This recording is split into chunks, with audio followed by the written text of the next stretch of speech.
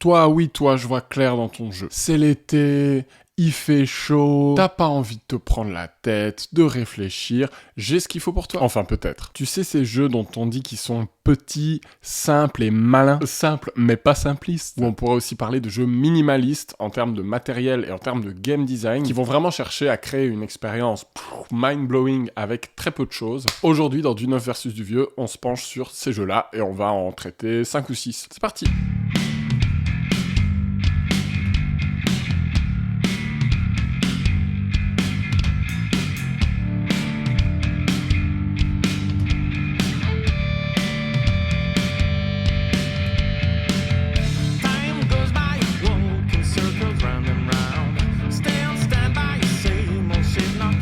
Ok, bon, on commence comme d'habitude par le neuf. Alors attends, laisse-moi boire un peu de café dans ma tasse rue du jeu. C'est pas un placement de produit, hein, ces tasses ne sont pas à vendre. Enfin, tu peux l'acheter, hein, mais elle nous a coûté à peu près 20 balles. Donc faut vraiment que tu m'aimes beaucoup, beaucoup. Mais le café est meilleur dedans. Cadeau d'anniversaire de mes parents et de mon épouse, qui ont eu tous les deux la même idée.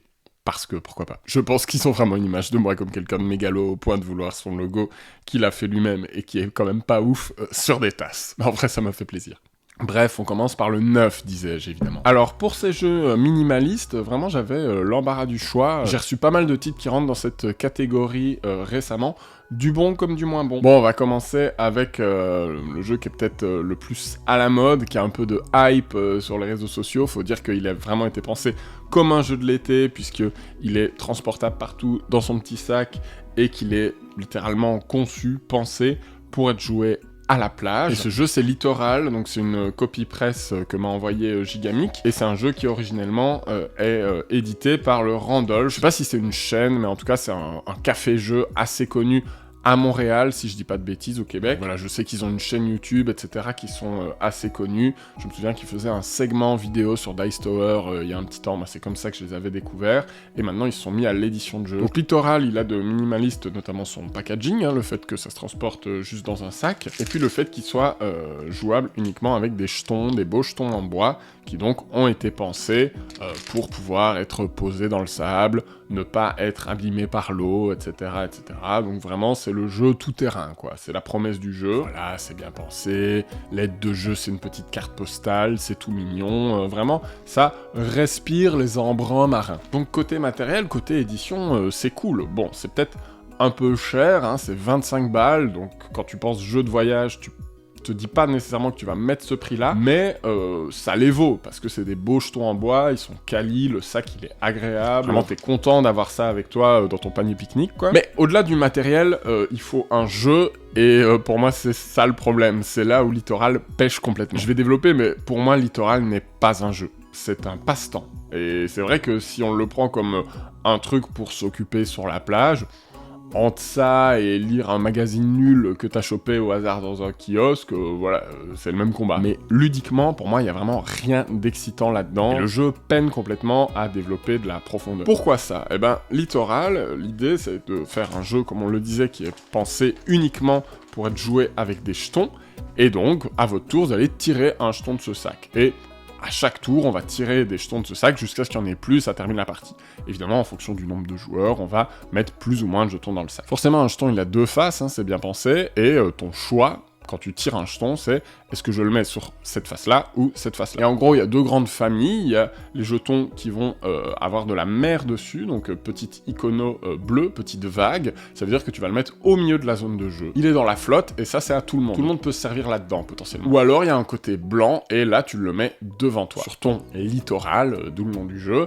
Et ton but, à la fin de la partie, c'est d'avoir la plus grosse pile de jetons avec ce que t'as récupéré qui est sur ton littoral. C'est celui qui a la plus grosse qui gagne. Sur le papier, moi, ça, j'aime bien. Tu me dis, ok, t'as un choix parmi deux à ton tour, condition de victoire très simple, avoir le plus de pions, ok, j'aime bien, ça me rappelle Dvon et tout ça, mais là où je déchante assez vite, c'est quand je me rends compte que les choix sont vraiment minimaux, au point que pour moi, en fait, c'est pas des choix. C'est-à-dire que le jeu est tellement minimaliste dans ses règles et dans ce qu'il te propose de faire, dans ses enjeux, qu'il n'y a pas vraiment de décision à prendre. En fait, c'est toujours évident ce que tu vas faire, et ça va être surtout en plus un peu rébarbatif, parce que il y a énormément de jetons, dont la face mère va simplement consister à rejouer. Alors, je fais pas souvent ça, mais je vais vous montrer un tour de jeu pour illustrer mon propos, et vous montrer que je crache pas sur le jeu gratuitement quand même. On en a fait 3 parties avant d'arriver à cette conclusion-là. Voilà, là vous avez déjà dans la mer quelques jetons, vous avez des isopodes, vous avez des crabes, vous avez des coquillages.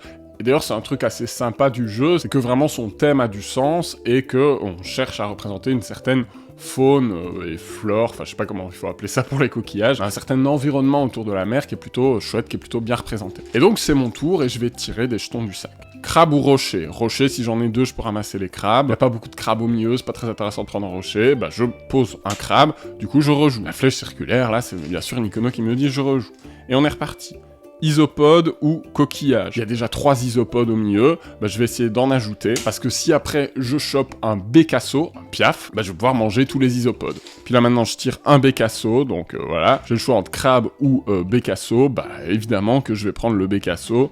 Je vais choper ces 4 isopodes. Hop, ça me fait une pile de total 5 devant moi. Et plus tard, il faudra que j'égalise cette pile, que je refasse une pile d'exactement 5. Sinon, je pourrais garder que ma plus grosse pile. Je précise que c'était pas scripté, ce tour de jeu. C'est vraiment un tour de jeu tel qu'il aurait pu arriver. Et vous voyez que les choix sont pas dingues, quoi. En gros, t'as des jetons que tu mets au milieu, et quand tu les mets au milieu, tu rejoues. Et t'as d'autres jetons que tu mets devant toi pour ramasser des trucs que t'as au milieu. Qu'est-ce que tu fais? Bah, tu mets un maximum de jetons au milieu, en espérant après tirer un jeton qui va te permettre de les ramasser toi. Est-ce que tu vas y arriver ou non? C'est juste une question de hasard. Et entendons-nous bien, le hasard, ça ne me dérange pas en soi. Je joue à des jeux hasardeux, j'adore Las Vegas par exemple, qui est un jeu de dés où le hasard est prépondérant, mais il se passe quelque chose avec ce hasard. Il crée du fun, il crée de l'incertitude. Ici, il n'y a rien de bien fun parce que c'est un peu binaire. Tu vas avoir le jeton qui t'arrange ou tu vas pas l'avoir, mais il n'y a pas de retournement de situation autour de ça. Il n'y a pas 1000 possibilités, il n'y a pas de conditions de victoire alternatives qui ferait que oui, tu veux avoir certains jetons, mais pas tous. Donc voilà, tu vas toujours choisir la face qui t'arrange le mieux. Et je vois pas dans quel scénario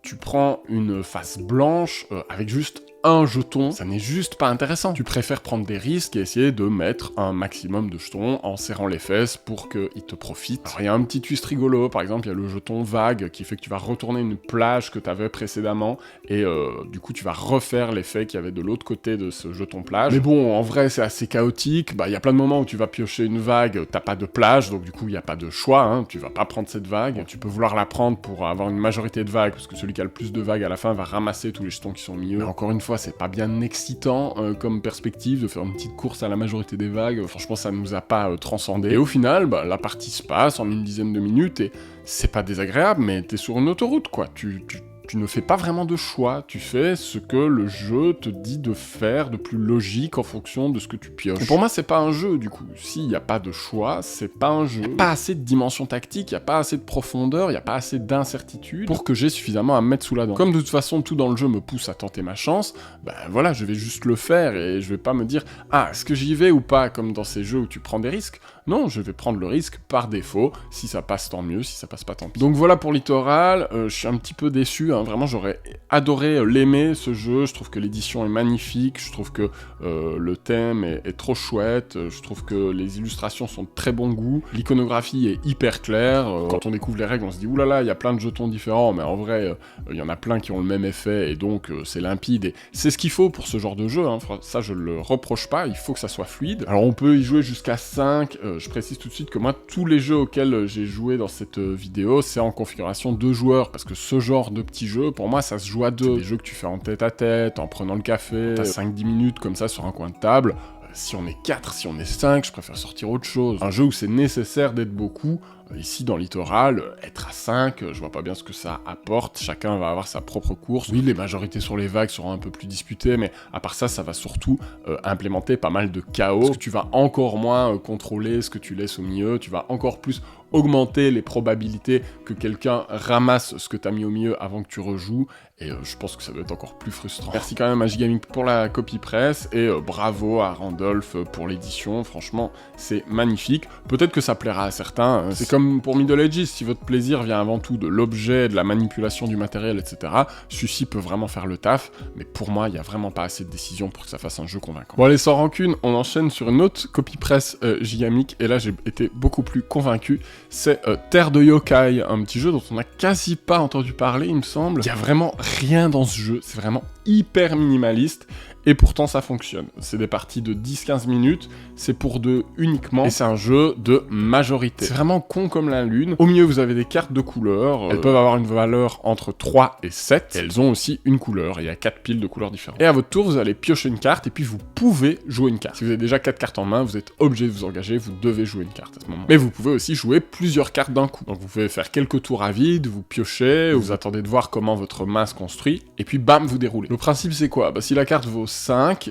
dès qu'il y a 5 cartes autour d'elle, que ça soit de mon côté ou du côté de l'adversaire, celui qui est majoritaire la remporte. Et devinez quoi, elle vaut 5 points de victoire, puisqu'il faut 5 cartes pour l'obtenir. Mais là, le twist, c'est que celui qui remporte les points de victoire défausse les cartes qu'il avait mises précédemment pour être majoritaire, et celui qui a perdu, ses cartes restent là. Donc pour la prochaine bataille, il a déjà des cartes qui sont présentes, et sa majorité est déjà un petit peu entamée. Donc ça crée des décisions intéressantes, parce que est-ce que je veux tout mettre dans une carte qui va faire beaucoup de points de victoire, mais elle va un peu essouffler mes ressources, et derrière, j'aurai plus rien, je serai à poil. J'ai mis 6 ou 7 cartes moi-même, ça va me prendre du temps, quoi. Ça va me demander des efforts. À l'inverse, si je laisse mon adversaire partir devant, mettre 2 cartes par exemple, puis moi je complète avec 3 pour faire 5, bim, il a participé à me donner des points, je l'ai pris par surprise, et donc là, dans la mécanique, il y a quelque chose de fourbe, il y a quelque chose qui fait qu'il y a vraiment de l'interaction, qu'on se regarde dans le blanc des yeux, et en même temps, il y a des trucs qui sont prévus pour qu'il y ait des retournements de situation permanents. Voilà, si je perds une bataille, je suis en bonne position pour gagner la suivante. Dans une pile, il y a une carte de chaque valeur, donc si vous avez obtenu une carte forte, probablement que celles de derrière vont être un peu moins lucratives, et puis surtout, dès qu'une pile est épuisée, bam, c'est la fin du jeu, on compte les points. Donc c'est vraiment un jeu de tempo, parce que comme t'es pas obligé de jouer à tous les tours, tu peux vraiment commencer à construire ta main, à attendre le bon moment pour dérouler 3 cartes d'un coup, et en même temps, au bout d'un moment, le jeu te dit t'es obligé de jouer maintenant. Donc tu vas mettre une carte comme ça, l'air de rien, pour voir, entre cette tempo d'accumuler des cartes avant de les jouer, puis cette tempo de gestion de la fin de partie, où t'as envie de précipiter la clôture quand tu sais que t'es en tête, en l'espace de 10-15 minutes, il se passe énormément de choses. Et en plus de ça, le jeu a le bon goût d'ajouter seulement 2 effets spéciaux, et franchement c'est juste ce qu'il faut. Il y a une carte qui te permet d'appeler un yokai d'une autre pile, donc tu prends une carte d'une autre pile, et tu la mets là où tu joues. Elle vient par-dessus, et du coup, ça change la valeur de la majorité. Ça change la valeur sur la pile où tu joues, et sur la pile d'où vient la carte que t'as été chopée. Ce qui peut créer pas mal de rebondissements, tu t'en doutes. Et puis il y a une carte encore plus fourbe, le petit Onigiri, qui sert à voler la dernière carte qu'a posée un adversaire. Et là aussi, en termes de mind game, de tempo, cette carte-là, évidemment, tu veux la jouer au bon moment pour clôturer une majorité, et donc t'attends, mais peut-être qu'au final, tu vas te faire prendre de vitesse. Et donc, vraiment, il y a plein de choses intéressantes qui se passent dans ce petit air de yokai. La première fois que tu joues, tu fais... Oui, bon, ok, c'est plié en 10 minutes, ça a été un peu trop vite pour que tu vois la profondeur. Et puis comme souvent avec ces jeux-là, c'est en refaisant une deuxième, une troisième, une quatrième partie, et comme ça va vite, tu les enchaînes, que tu comprends la subtilité, la profondeur, et que ça devient un peu disputé, et que là, t'as un très bon condensé de duels dans une très petite durée, dans une très petite boîte, à un très petit prix. Les illustrations sont vraiment mignonnes, bon évidemment le thème on ne le sent pas du tout, c'est très abstrait comme jeu, mais c'est pas grave. Et c'est vraiment une bonne surprise quoi. Pour moi c'est l'exemple de ce qu'un jeu minimaliste réussi doit être. Rapide à expliquer, rapide à jouer, très peu d'effets, très peu de règles, et pourtant des décisions importantes à l'intérieur. Et une frontalité percutante qui fait que tu vas tout le temps être en train de réagir à ce que fait l'adversaire. Très chouette jeu. Dernier jeu de ce segment du 9 sur les jeux minimalistes, Lynx, un petit jeu de Matago, merci pour cette copie presse. Le format de boîte est tout nickel, regarde c'est un tiroir, tu le sors, et là t'as tes différentes tuiles qui sont prêtes à l'emploi, tu les prends, tu les as, c'est ton matos, tu peux commencer à jouer. Là aussi en termes de minimalisme, ça se pose là, c'est-à-dire que chacun dans sa couleur a 15 tuiles,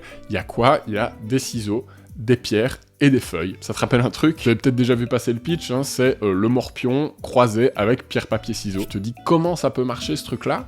Eh ben, paradoxalement, c'est celui dans cette vidéo où j'ai fait le plus de parties dessus, je dois être à une dizaine, et pourtant je sais toujours pas quoi en penser. C'est-à-dire qu'il y a vraiment des parties qui se résolvent très vite, qui sont très vite échec et mat, et en même temps il y a parfois des parties disputées, et là le jeu devient vraiment intéressant. Et comme il se joue en 2 manches gagnantes, tu te dis ok, c'est un choix de game design qui est là pour que, s'il y a une manche qui est un peu moins intéressante, dans l'ensemble, la partie paraisse consistante, cérébralement pertinente. Bon, comment ça se joue? C'est tout bête, on l'a dit, c'est le morpion, donc ton but c'est de faire un alignement de 3 tuiles à ta couleur, soit 3 tuiles face visible, soit 3 tuiles face cachée. Et à ton tour, tu vas poser une tuile face visible ou face cachée, dans un petit carré de 4 sur 4 ou 5 sur 5 si tu joues à plus nombreux. Un peu comme dans un mandala par exemple, ta pioche va être conditionnée à ce que tu joues. Donc si tu joues une tuile face visible, tu vas pouvoir repiocher 2 tuiles de ta pile. Par contre, si tu joues face cachée, tu vas pouvoir recouvrir une tuile, soit une à toi, soit une de l'adversaire, mais tu vas pas piocher du tout. Et pour recouvrir, c'est du pierre-papier-ciseaux. Donc si je veux recouvrir une pierre, il faut que je mette une feuille par-dessus. Vraiment, c'est aussi bête que ça. Tu sais presque déjà jouer parce que ça croise 2 jeux qui sont vieux comme le monde. Et évidemment, une fois qu'une tuile est recouverte, on peut pas rejouer par-dessus, sinon ça n'a pas de fin.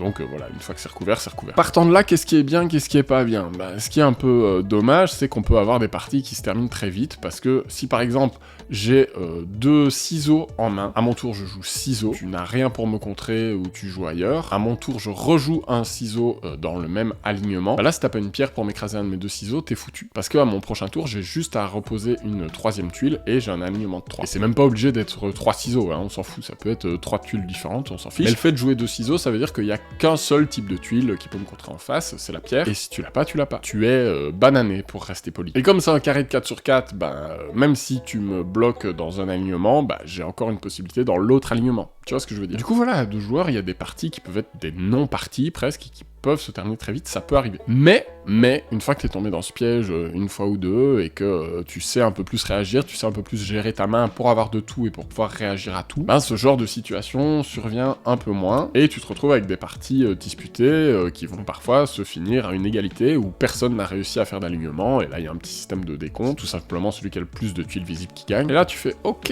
finalement c'est intéressant, parce que si tu penses que ça va se solder par une égalité, ça veut dire que ton but n'est pas nécessairement de faire un alignement, ton but est avant tout de recouvrir l'adversaire. Et donc il faut sentir ce point de bascule de est-ce que je prends le risque de faire un alignement ou est-ce que je sais que ça va être mort d'avance et que je vise plutôt la victoire au départage à la fin. Après voilà, une erreur est vite arrivée, et si t'avais pas vu que l'autre pouvait faire un alignement, ou si au contraire tu lui laisses une opportunité en lui donnant une tuile qui va pouvoir recouvrir pour faire un alignement de tuiles face cachée, voilà, ça peut vite déraper, tu peux vite perdre comme ça. Alors comme je le disais, moi je joue qu'à 2 à ces petits jeux-là, mais là encore, tu peux jouer à 3, tu peux jouer à 4, à 4 ça se joue par équipe, donc peut-être que c'est la meilleure configuration, peut-être que ça donne une vraie profondeur au jeu, j'en sais rien, j'ai pas essayé. Si jamais il se trouve que je l'essaie à 4 joueurs, je ferai une petite update pour dire ce que j'en pense. J'ai lu aussi quelqu'un sur Facebook qui disait que c'était 3 la meilleure configuration, donc voilà, mais encore une fois, ça rentre pas dans mes pratiques, moi ces petits jeux-là, il y a aucun monde où je les sors à plus de 2, et dans ce cadre-là, et si c'est votre cas aussi, je trouve ça sympa, mais j'arrive pas complètement à être convaincu. J'ai l'impression que là aussi, un petit peu comme dans Littoral,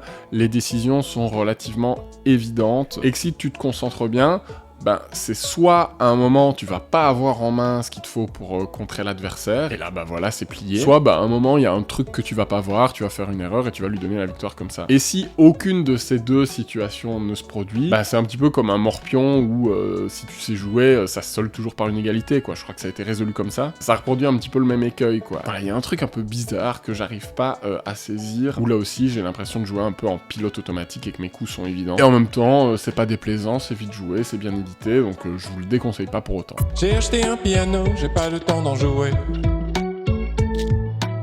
Mais c'est mon jour de congé et j'ai fini la vaisselle. Allez, on passe au vieux, et là je vais commencer par un jeu de 2017, donc on peut faire plus vieux bien sûr, mais c'est vraiment pas connu du tout, et pour moi c'est important de vous en parler parce que c'est vraiment chouette, c'est Shy Monsters. C'est un petit jeu d'un auteur suisse, Sandro Dallaglio, et Shy Monsters c'est un jeu asymétrique assez rigolo, où vous allez jouer soit l'aventurier, soit le maître du donjon. La partie va se jouer en 3 manches maximum, et le but de l'aventurier, c'est de survivre à 3 manches, c'est de, par 3 fois, réussir à atteindre la porte du donjon. Et bien sûr, le but du maître du donjon, c'est de buter l'aventurier. Quand vous êtes maître du donjon, vous allez commencer par créer un petit donjon tout minimaliste, avec juste quelques tuiles que vous piochez, et pour construire ce donjon, il y a une entrée, bien sûr, il y a toute une série de salles vides, mais il y a aussi des monstres que vous allez disposer, et là c'est du mind game, c'est du jeu de l'esprit, parce que vous choisissez où vous allez disposer ces monstres face cachée, vous préparez votre terrain miné, et le twist c'est que ces monstres, ils ont chacun un motif dans lequel ils doivent être inclus pour être actifs. Donc si vous souhaitez que ce monstre puisse vraiment être féroce et éliminer l'aventurier si jamais il marche dessus, bah pour ça, faut le mettre dans un certain pattern, dans une certaine forme de tuile. Comme le dit le titre du jeu, les monstres sont timides, donc si jamais vous placez 2 monstres l'un à côté de l'autre, ça marche pas, ils s'annulent. Du coup, il y a de la déduction pour l'aventurier, petit à petit, quand il a les infos, parce qu'il peut révéler des tuiles en début de manche, il peut se dire, ok, il y a peut-être un monstre là, il y a peut-être un monstre là, là il essaye peut-être de reproduire ce motif, mais partant de là, bah il y a évidemment du bluff, parce que je peux faire exprès de mettre 2 monstres l'un à côté de l'autre pour brouiller les pistes, je peux faire semblant de reproduire un certain motif alors que pas du tout. Donc ça, dans la construction du donjon, c'est assez rigolo, c'est comment je mets des pièges en place. Bon, pour jouer à ce jeu, faut avoir une certaine vision de l'espace, hein, faut pas être complètement nul dans ces trucs-là, de géométrie et tout, mais l'édition est assez bien faite à ce niveau-là, on vous remet bien, les motifs sont bien représentés, etc., y a pas trop de soucis. Et puis une fois que votre donjon est fait, bah c'est au tour de l'aventurier, et là c'est rigolo aussi, il y a un côté un peu épique, parce que là aussi c'est très minimaliste, il a que quelques petites actions, il peut se déplacer bien sûr, et avancer dans la prochaine salle adjacente, mais il peut aussi choisir de sauter par-dessus une tuile, s'il sent que là ça pue, bah voilà, il peut jumper, c'est assez épique, et donc on révèle là où il arrive, et là peut-être que c'est la mort assurée qui l'attend, et il peut aussi, une fois par donjon, attaquer. Et là, bah c'est pareil, il sort son épée, il la dégaine, et bam, il arrive sur une tuile en attaquant. Il peut même sauter en attaquant, claquer ses 2 tuiles et faire un piqué comme ça, yahoo! Et là, bah, il se passe des trucs, quoi. Le désarroi de l'aventurier quand il utilise son épée sur une salle vide, et en même temps, bah, ça lui donne une info, et derrière, avec un saut bien placé, il peut arriver à se barrer vers la sortie. Il faut la trouver déjà, hein, la sortie, dans un premier temps. En tant que maître du donjon, là aussi, tu choisis où tu places la sortie. Il y a des trucs hyper vicieux. Des fois, tu peux placer la sortie juste à côté de l'entrée, et le mec commence à faire tout le tour, il se dit non, là c'est un piège. Et en fait, il se rend compte à la fin que la sortie était à côté de lui dès le début, il est dégoûté. Donc c'est très rigolo. Alors bien sûr, si on y joue plein de fois avec la même personne, il y a une espèce de méta qui s'installe, et ça peut un peu s'essouffler.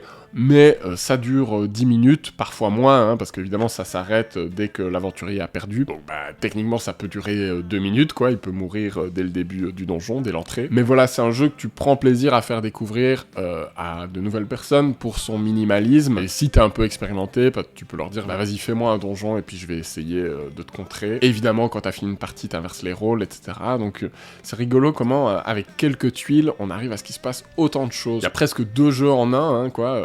C'est asymétrique au point que tu fais pas du tout la même chose dans la partie et que les sensations de jeu sont vraiment très différentes. Donc pour un jeu aussi court et avec si peu de matériel, c'est quand même vraiment cool. C'est une petite boîte à 10 balles. Je sais pas à quel point c'est dispo, mais vraiment ça vaut la peine et c'est pas connu du tout, donc il fallait que j'en parle. Et enfin, pour moi, je pouvais pas refermer cette vidéo sur les jeux minimalistes sans parler de Bruno Cathala. Autant dans les Eurogames, dans les poids moyens, etc., Cathala, je suis pas toujours convaincu. Et de manière générale, dans ce qu'il a sorti récemment, il y a pas grand chose qui m'a ébloui, mais autant c'est lui qui m'a fait découvrir ces petits jeux incisif à 2 joueurs. Je sais que c'est une configuration qui lui est chère aussi, le jeu à 2 joueurs, donc voilà, je voulais lui rendre hommage pour ça. Je pense notamment à Okiya, qui était une adaptation de Kamon, un jeu abstrait qu'il avait fait en 2004. Okiya, c'est un petit jeu sur la thématique des geishas. Vous essayez là aussi, comme dans Lynx, de faire un alignement de geishas à votre couleur. Le twist, c'est que là, vous pouvez aussi faire un carré, ça marche aussi pour gagner. Et il y a ce truc qu'on retrouvera après beaucoup dans la carrière de Cathala, hein, c'est quelqu'un qui recycle pas mal ses mécaniques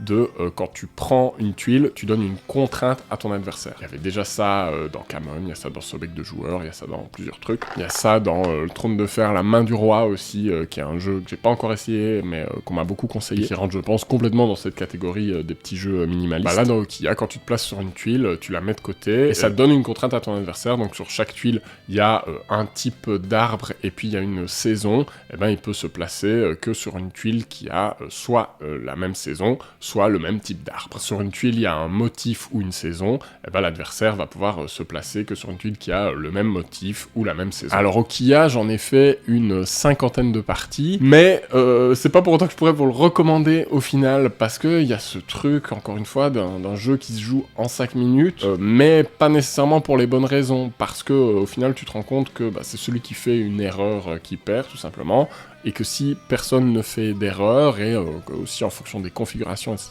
bah tu peux très vite arriver au match nul. Et là, contrairement à Lynx, de mémoire, il n'y a même pas de départage ou quoi. Si c'est match nul, c'est match nul. Et c'est vrai que c'est un peu décevant. Et autant au final, j'étais bluffé, je me disais, waouh, c'est malin, c'est génial, c'est super à la découverte. Je me disais, ok, il faut penser à, en même temps comment toi tu te positionnes et la contrainte que tu donnes à l'autre, waouh, c'est génial. Et puis en fait, bah, si tu joues beaucoup avec la même personne, une fois que chacun a bien compris les tenants et les les aboutissants, bah, t'arrives à un match nul quasiment systématiquement, quoi. Et là, en termes de climax, c'est un peu décontenançant, c'est un peu démobilisant de voir que tu vas faire 3, 4, 5 parties et que plus de la moitié d'entre elles vont se solder par un ex-aequo.